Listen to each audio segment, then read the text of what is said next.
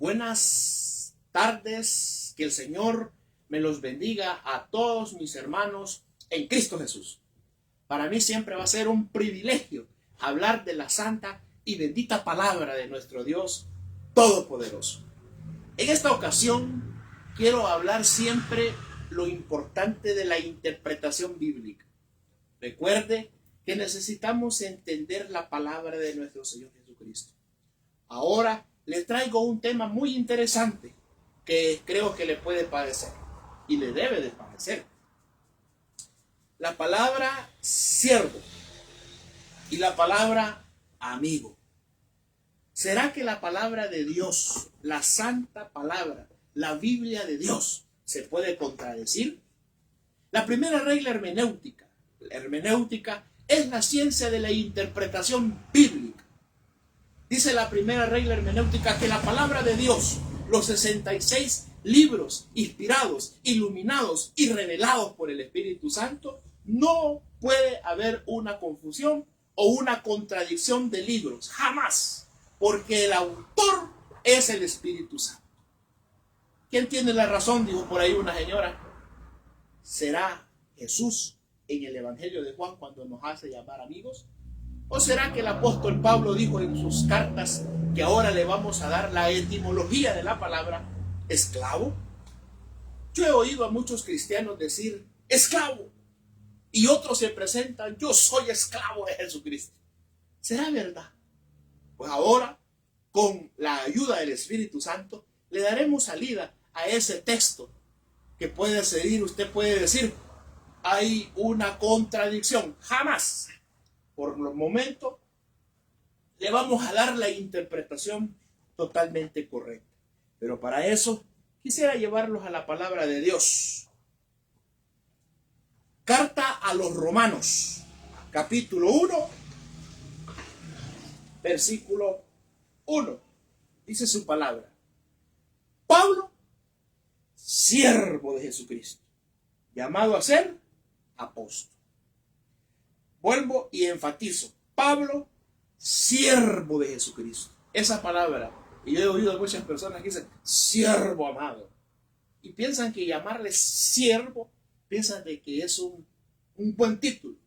Pero el apóstol Pablo no se está refiriendo al siervo que usted y yo pudiéramos confundirnos. Ahora, quisiera llevarlo también a Juan, el Evangelio de Juan, capítulo 15, versículo 15 dice, Jesús, en letras rojas dice, ya no os llamaré siervos, porque el siervo no sabe lo que hace su Señor, pero os he llamado amigos, porque todas las cosas me oí de mi Padre.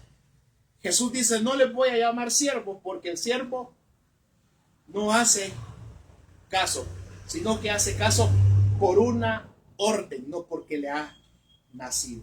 Bueno, vamos a darle la etimología de la palabra.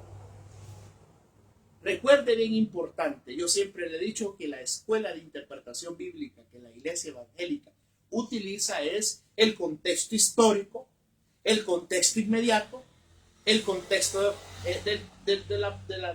histórico, el contexto cultural, la etimología de la palabra, la sintaxis, cómo se formó la palabra, y todas esas formas son para poder darle una interpretación correcta. Ahora, vámonos a la carta a los romanos. La carta a los romanos utiliza esa palabra llamada siervos. Siervos. La palabra es siervo. En griego, oigan bien, acuérdese que la palabra de Dios fue traducida del hebreo al griego. A eso se le conoce como la Septuaginta, la versión de los 70.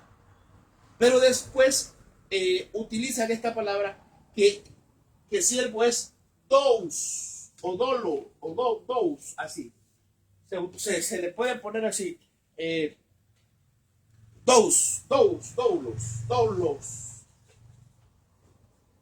Siervo, esto es en griego, es doulos, que es esta palabra doulos en el griego es sirviente,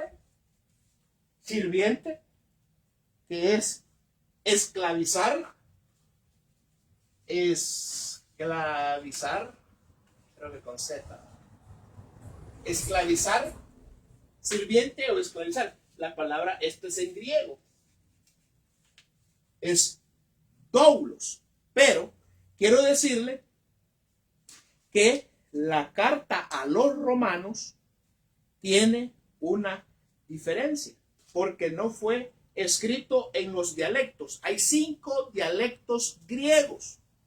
Y la carta a los romanos fue escrita por el dialecto ptolomaico, que ese griego ptolomaico lo utilizaban los romanos, que eran, llamémosles, abogados o leístas.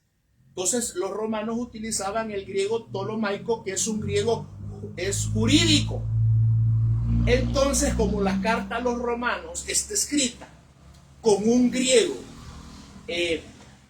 ptolomaico, no utilizan, oiga bien, hay una diferencia en esta palabra doulos, que no es un griego jónico. Jónico era otro dialecto griego, o jánico, que es otro dialecto griego. Pero aquí la carta a los romanos es escrita con el griego ptolomaico, y en este griego ptolomaico la palabra dous es simplemente, significa esto. En el griego, aquí, ptolomaico. Este griego lo escribe la carta a los romanos. Entonces este griego significa, este doulos significa, oiga bien lo que significa.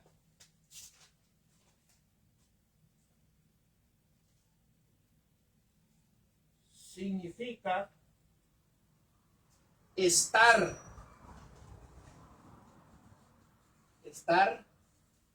ligado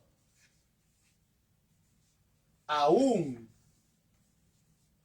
matrimonio. Entonces, la palabra esclavo en Romanos, la palabra esclavo es estar ligados a un matrimonio. Entonces, ¿cómo se traduciera esa palabra? Se traduciera así.